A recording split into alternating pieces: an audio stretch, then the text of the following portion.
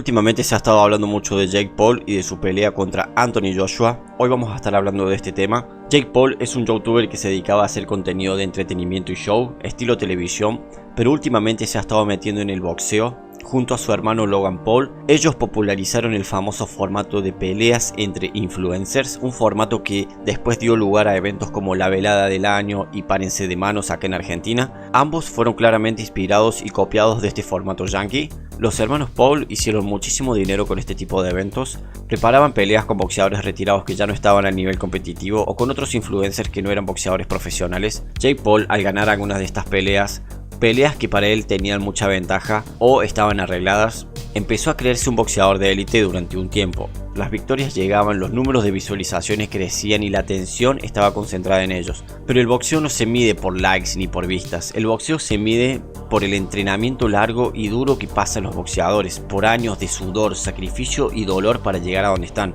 Y cuando colocas a uno de esos boxeadores formados durante años frente a un youtuber sin ese recorrido, el resultado va a ser obvio.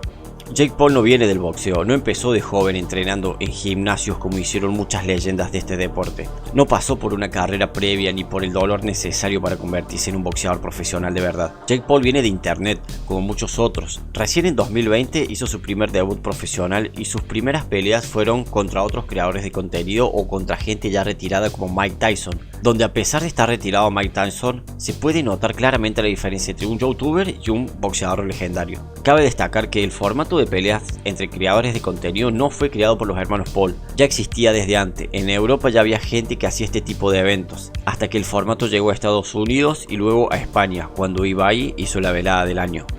El problema empieza cuando alguien comienza a creerse algo que no es. En este caso, Jake Paul se creía un boxeador profesional y pensaba que ya estaba a la altura de grandes boxeadores reales solo por haber ganado algunas peleas arregladas y con ventaja. Su ego creció increíblemente, las provocaciones aumentaron y el mensaje que daba era claro. Él creía que podía competir contra un boxeador profesional de verdad. Pero hay una diferencia enorme entre pelear para entretener y pelear para ganar títulos. Anthony Joshua no es un youtuber, es un boxeador que se formó durante años, con experiencia real, con técnica, con potencia, resistencia y todo lo que un verdadero boxeador necesita tener. Jake Paul, en su intento por demostrar ser alguien que no es, arregló la pelea contra Anthony Joshua, la peor decisión de su vida. Cuando finalmente se enfrentaron, el resultado fue el que todos esperaban, obviamente, pero con un poco de satisfacción extra. Mucha gente ve a Jake Paul como alguien engreído y altanero, y por eso para muchos fue gratificante ver la paliza que le dio Anthony Joshua. Jake Paul fue superado básicamente en todo, en técnica, en ritmo, en potencia y en experiencia, obviamente. Recibió una verdadera paliza que lo volvió a acomodar en su lugar en el mundo del entretenimiento. Básicamente lo sacó del mundo del boxeo por un tiempo.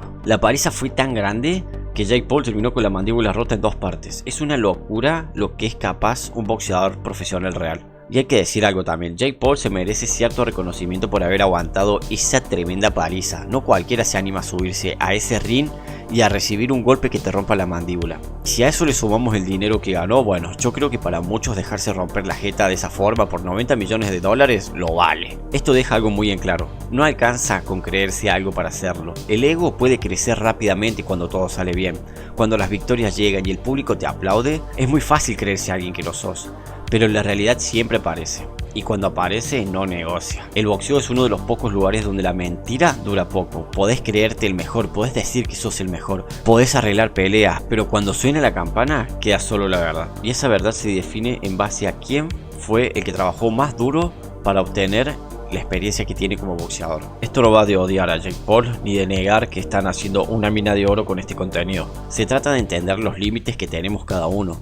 Hay caminos que no se pueden saltear y experiencias que no se improvisan. Uno no puede volverse un boxeador de un segundo para el otro y creerse que puede pelear profesionalmente contra gente que ha entrenado durante años para dedicarse a eso. Jake Paul quiso cruzar una línea para la que no estaba preparado y el resultado fue esa cara. Eso fue todo, gente. Si el video te gustó, deja un like y un comentario para que yo lo sepa y poder seguir haciendo más videos. Nos vemos en el próximo.